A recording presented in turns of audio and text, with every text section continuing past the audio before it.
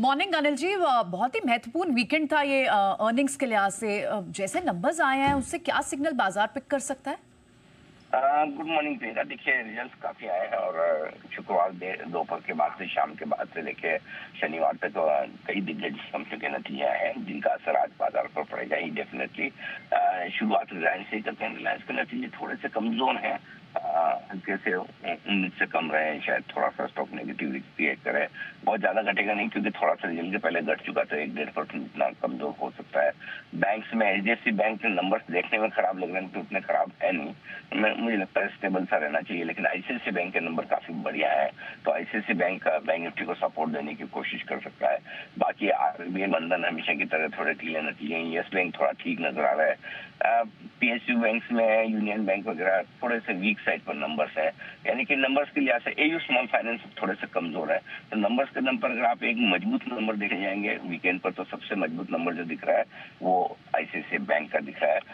JSW steel के numbers बाजार बंद होते होते आए थे, लेकिन थोड़ा सा एक्शन और बढ़ सकता है, तेजी की तरफ रह सकता है। मुझे लगता है मेटल्स आज थोड़े मजबूत रह सकते हैं। कैश के रिजल्ट में अगर देखें तो सीमेंट के रिजल्ट ठीक आ रहे हैं। हमने न्यूको स्टार्स की भी बात की थी, वहां नंबर अच्छे हैं। जेके सीमेंट के नंबर अच्छे आते हुए दिखे हैं। सो ओवरऑल नंबर्स के लिहाज से ऐसे देखने में लग सकता है कि ढेर सारे बैंक आए हैं, नंबर सारे बैंक से खराब है, लेकिन उतने खराब है नहीं। और सबसे बड़ी बात है कि आईसीआईसीआई बैंक के नंबर जो है वो पूरे सेक्टर में सबसे बेस्ट है। तो एक तरफ आपके लिए रिलायंस थोड़े से वीक है, आईसीआईसीआई बैंक मजबूत है, एचडीएफसी बैंक न्यूट्रल से है। इन सबके बीच में बाजार रिजल्ट के दम पर कोई बहुत बड़ा डायरेक्शन लेगा, इसकी संभावना कम है। एक इंटरेस्टिंग चीज ये कि जो नंबर्स आए हैं बैंक्स के, 50% से ज्यादा वेटेज इन दोनों बैंक का है बैंक निफ्टी में।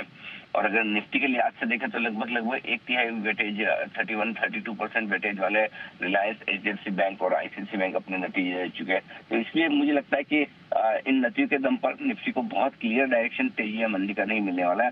मिक्स रिजल्ट माने जाएंगे बाजार के लिहाज से। ओके, तो अब फिर इन मिक्स सिग्नल्स के बीच में आज इंडेक्स पर स्ट्रैटेजी होनी क्या चाहिए निफ्टी बैंक निफ्टी पे? देखिए, इंडेक्स की स्ट्रेटजी सिंपल है। सबसे बड़ी चीज तो ये है कि जो शुक्रवार को क्लोजिंग मिली है 25,000 के नीचे की, वो थोड़ी सी नेगेटिव तो है, इसमें कोई डाउट ही नहीं है, क्योंकि थोड़े से नीचे की तरफ रेंज तोड़ने की कोशिश बाजार कर रहा है। अब जो सपोर्ट है आपका 24,750 से 24,865 की रेंज का रहेगा निफ्टी पर, ये अगला मजबूत सपोर्ट है। ऊपर में 25,075 से लेकर 25,200 की रेंज ऐसी, जहां पर आपको प्रॉफिट बुकिंग और बिकवाली आती हुई दिखेगी। जहां तक सवाल बैंक निफ्टी का है, 55,825, 56,000 अब अगर सपोर्ट है बैंक निफ्टी में, और ऊपर की तरफ 56,600 से 56,850 की रेंज ऐसी है जहां पर आपको प्रॉफिट बुकिंग आती दिखेगी। तो इन लेवल्स पे, इस रेंज पे आपको नजर रखनी चाहिए। शुरुआत होने के बाद एक बार इंतजार करें कि रेंज के किसी एक तरफ आने का। अगर मजबूत होकर ऊपर की तरफ आए तो इस रेंज में थोड़ी सी पोजीशन हल्की कीजिए। पहले कमजोर हो जाए, नीचे की तरफ आए, तो वहां पर थोड़ी बहुत शॉर्ट कवरिंग कर सकते हैं। हल्की फुल्की खरीदारी करना चाहे स्ट्रिक्ट स्टॉप लॉस के साथ, तो वो भी कर सकता है।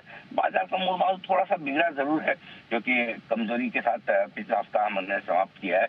और थोड़ा सा 25,000 के नीचे निफ्टी का बंद होना और 57,000 के नीचे बैंक निफ्टी का बंद होना थोड़ा सा नेगेटिव तो है।